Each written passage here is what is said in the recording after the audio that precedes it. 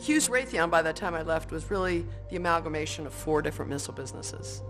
And so there was a huge mix of people. We had very different cultures. Just even the engineering and manufacturing mix was the first time we were all together.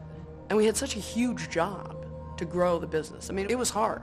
We were forced to consolidate because the business was in such bad shape. When you had to solve a problem or when something wasn't going your way, they were table pounders, they yelled at each other, and you'd get into meetings and the decibel level was just huge. When you really leave a meeting when it's not happening, I mean, you get back in your office, you shut that door, and you're really honest with yourself. You know it's because you weren't communicating right, you weren't focused on the right issues, personality got in the way, opinion got in the way. You weren't working towards one goal. And you know that. You know that as a leader. You just don't know how to change it. It's that we weren't solving problems. We were just piling on. And it got so bad, I was thinking of quitting.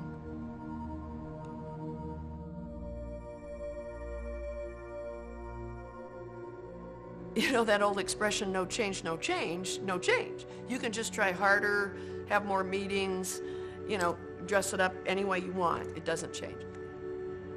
It was clear to me right away that Arbinger, by getting people to focus on what you can do to make others succeed, had an accelerator effect that I was personally very excited about as the leader of the business.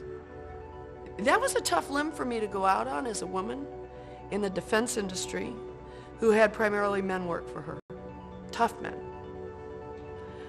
Because I had to believe so clearly that this was not some soft skill, soft sort of thing, because that is the last thing as a female leader running a missile business that I needed or wanted. We exposed or trained people deeply in the organization, even through our represented or hourly folks. So we went very, very deep within the organization. It's not just casual interface. It's very rich, hard work.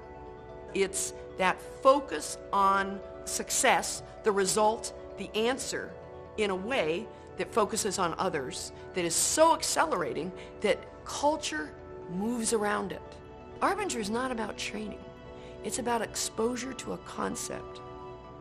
And you as a leader have to think deeply about it, okay? But then you have to practice it. You have to work at it. And that's the beauty of having a team around you that is exposed to it and that is trying to practice it at the same time. Because it's a growing thing. You don't just wake up one day and work at A-level Arbinger, okay? You grow with it, you practice with it, you develop it, you learn it. And it had huge impact on union negotiations, how we held meetings, how we communicated, huge difference. When we first started to really use an Arbinger approach to develop our goals for the organization, it probably took us a day when we first started. Eventually we got down to half a day. Eventually we did it in 1 hour. 20 people collaboratively in a room in the course of 1 hour would come up with complex goals for a $6 billion business that were about every piece of the organization succeeding. It was, nobody believed you could do it. Nobody. Now what you do with those other 7 hours, that's where you leave the other group behind. You leave the competition in the dust. It's fabulous.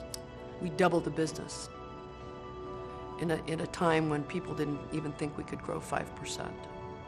And just the human way we communicated with each other, to me, was critical. Did we still have problems? Yes.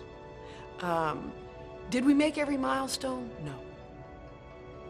Could we solve and move forward technical problems in a way that we never could before? Absolutely. Answers came to things in how to interface with subcontractors or suppliers that we'd been working literally for years to figure out. It's again one of those things that people say it was magic. And some people say it can never be repeated again, and they're wrong. Because it was a way we went about it. They're just hard work in the right way.